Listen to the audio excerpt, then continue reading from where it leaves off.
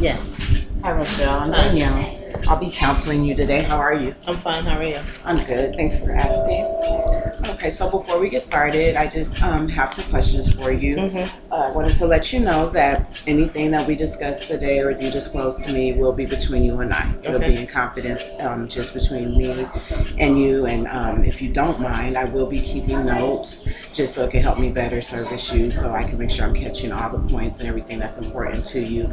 The only thing I do have to let you know is if you do disclose anything to me that may be harmful to yourself or to others, it's my professional responsibility to let someone know about that, just for your safety and the safety of others. Okay. Is that okay with you? Yes. Okay.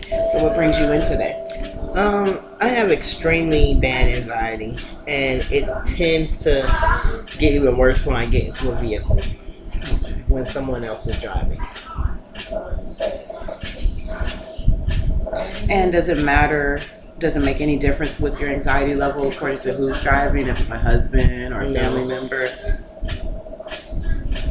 And how long have you had this problem? As long as I can remember. So even when you were little?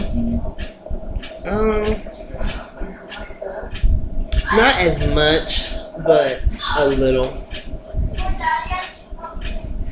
And has anything ever happened to you in a vehicle that has you this anxiety? When I was 5, I was in an accident with my mother, and I flew out the front passenger window. And then about 5 years ago, I was in my very first accident where I was driving myself, and I flipped my vehicle.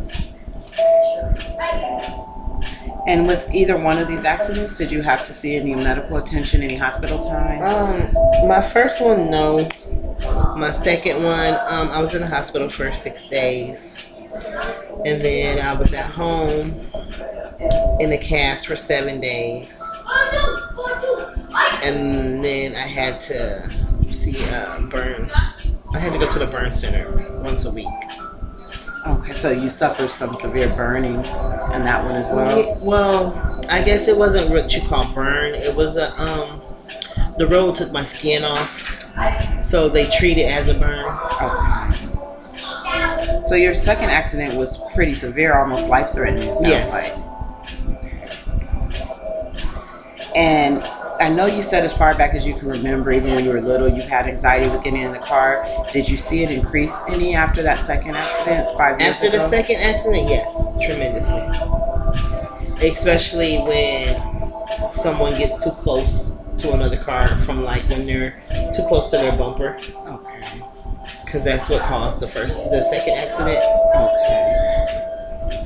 So was the second accident, was it your fault? Were you in the wrong, or?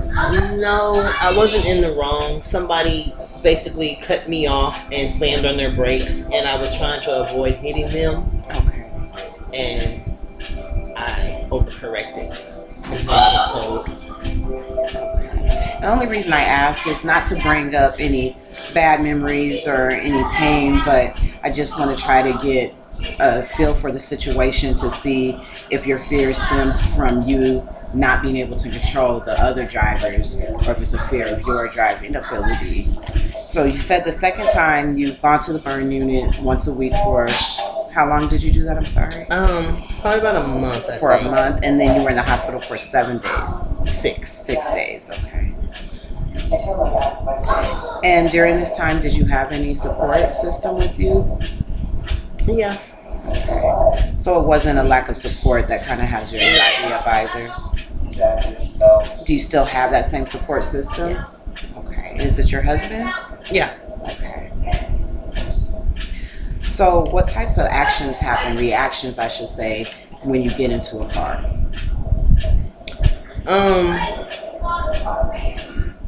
I have the tendency, like I have a very bad habit of holding on to the door handle. Okay.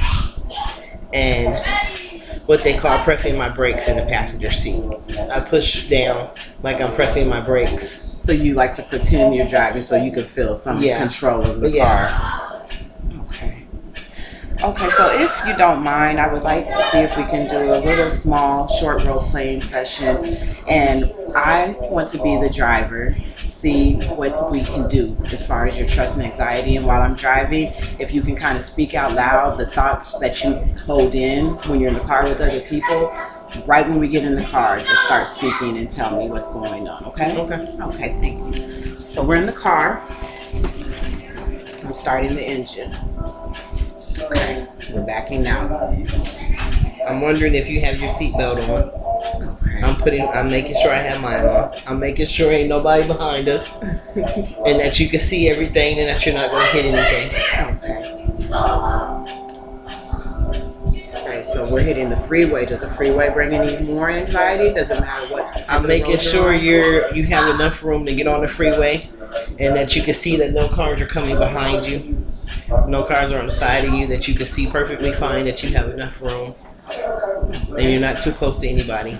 So all of these actions you're telling me, what are your feelings? What feelings are going on inside of you? I'm feeling that somebody is going too fast, and that they're going to not see us and come over in our lane. Or they're going too fast and they're going to lose control and hit us.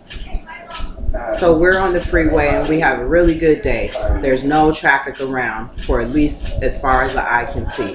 How are you feeling now? Okay. Okay, so your fear is really when there's a lot of traffic. Yeah. Okay, so now we've reached our destination. I'm pulling into the parking spot. I've parked the vehicle. I'm turning the car off. How are you feeling now? I'm good. Okay, so your fear is the entire time you're driving. Mm-hmm. Once you're parked, steady, and you know you're out of the car, you're fine. Yep. Okay, well, thank you for role-playing with me. Really appreciate that. Have you tried any tactics to ease your anxiety? Well, I'm on 2 different medications. Have you found that those have helped at all? The one medication, yeah, it does it calms my nerves. Okay.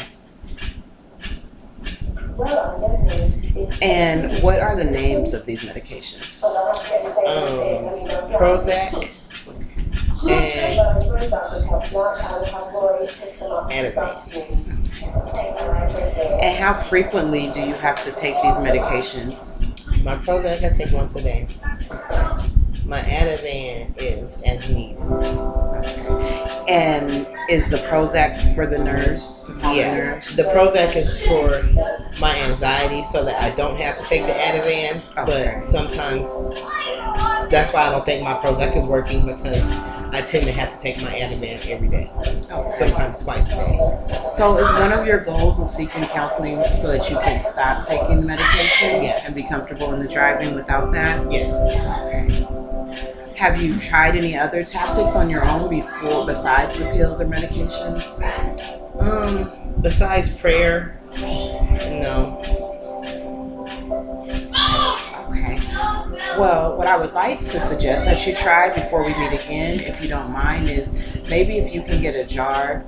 You don't have to go to the store and spend any money. Maybe an empty coffee can. If you drink coffee, do you drink coffee? Yes. And then try putting a penny in each time you return home, each time you go out, and just watch the pennies pile up. And at the end of the day, since you say that you have a spiritual belief, then you can look at the jar and thank God for making it that far each and every day. Do you think that would work for you? Possibly to give that a try? Yes. Okay, so what I have set in our plan is that we will try the jar and inserting the pennies, and hopefully with you being able to see something tangible of a reminder that you made it safely back and forth to each destination, we can see if you feel comfortable and if your medical provider feels comfortable with trying to wean you off the pills, and we can continue to go from there. Does that sound like a plan? Yes.